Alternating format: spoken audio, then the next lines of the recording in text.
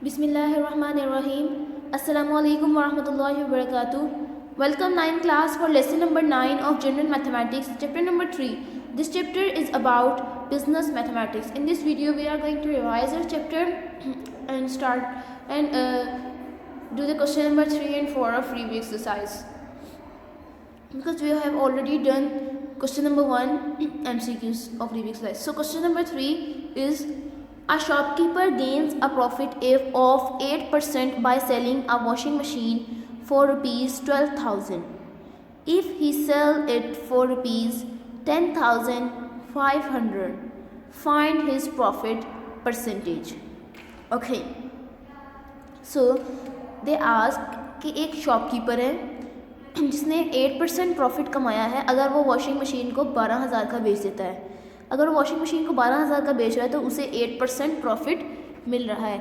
लेकिन अगर वही शॉपकीपर उस वॉशिंग मशीन को 10,500 का बेचता तब उसे कितना प्रॉफिट मिलता। हम प्रॉफिट किस चीज़ के ऊपर अगर हमने अमाउंट ऑफ प्रॉफिट कैलकुलेट करनी हो तो हम लोग किस तरह कैलकुलेट करते हैं? गुड, हम करते हैं profit percentage of cost price. Means profit हमें कॉस्ट प्राइस के ऊपर ही पता लगता है कि कॉस्ट प्राइस कितनी थी, मतलब कितने में आपने वो चीज़ खरीदी थी। और अगर आपको यही नहीं पता आपने कितने में ख़रीदी है वो चीज़, तो फिर आपको कितना प्रॉफिट हो रहा है या आप कितने में सेल कर रहे हो, इन सब चीज़ों का आइडिया लगाना बहुत मुश्किल है हमारे लिए।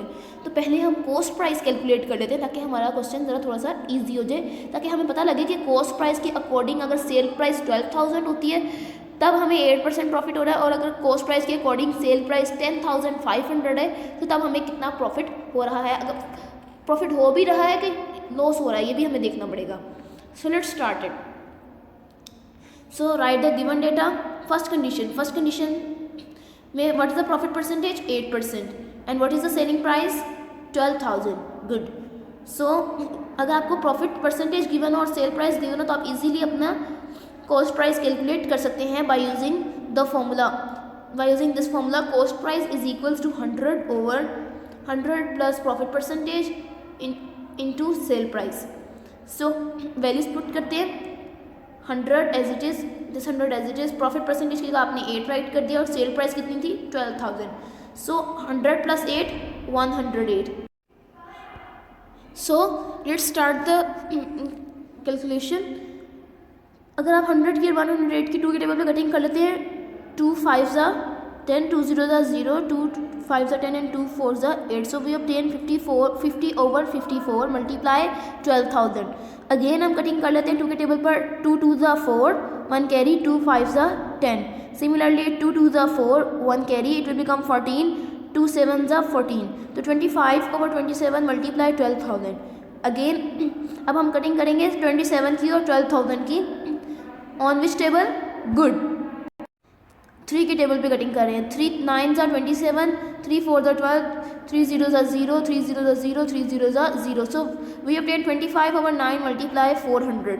सो अब फर्दर कटिंग पॉसिबल नहीं है, हम न्यूमिरेटर्स को आपस में मल्टीप्लाई कर लेते हैं। 25 into 400 gives you 1 lakh and 9 1 ज़ा 9।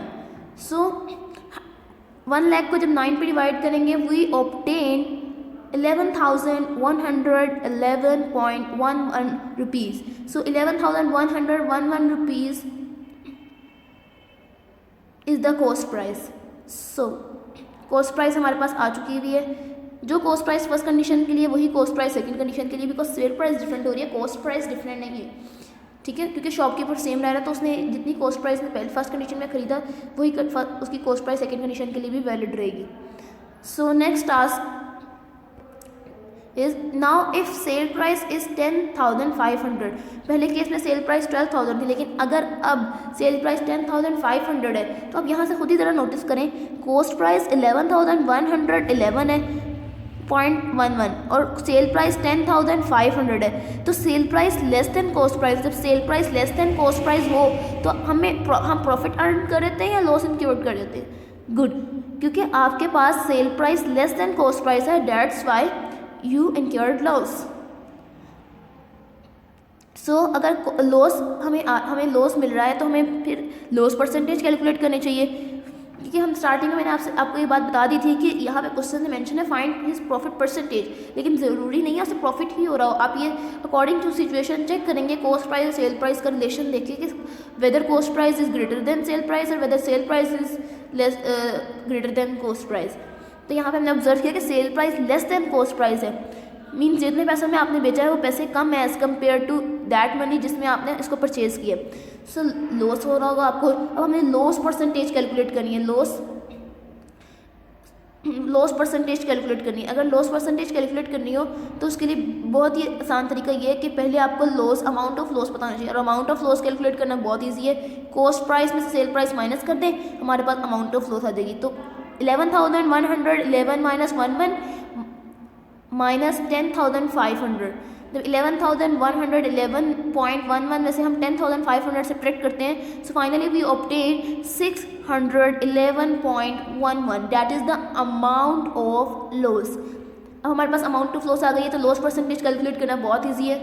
Loss percentage is equals loss over cost price multiply 100, values put करते हैं। लॉस अमाउंट ऑफ लॉस कितनी थी 611.11 and cost price is 11,111.11। Cutting यहाँ पर करना आपके लिए थोड़ा डिफिकल्ट है, इसी वजह से मैं आपको सजेस्ट करूँगी कि आप इसका पॉइंट रिमूव करें। पॉइंट रिमूव करने के बाद उसकी कैलकुलेशंस करें and finally you obtain the answer that is loss percentage is 5.5%. So you should complete the question number 3 and 4 of review exercise 3 by yourself. By the way, question number 3 is done and question number 4 is completely similar to exercise 3.2 question number 8. तो आप अगर आपने 3.2 question number 8 हमने जो last video में discuss भी किया था, अगर आप उसकी हेल्प लें तो आप easily question number 4 of review exercise solve कर सकते हैं। Thank you so much. अल्लाह हाफिज़।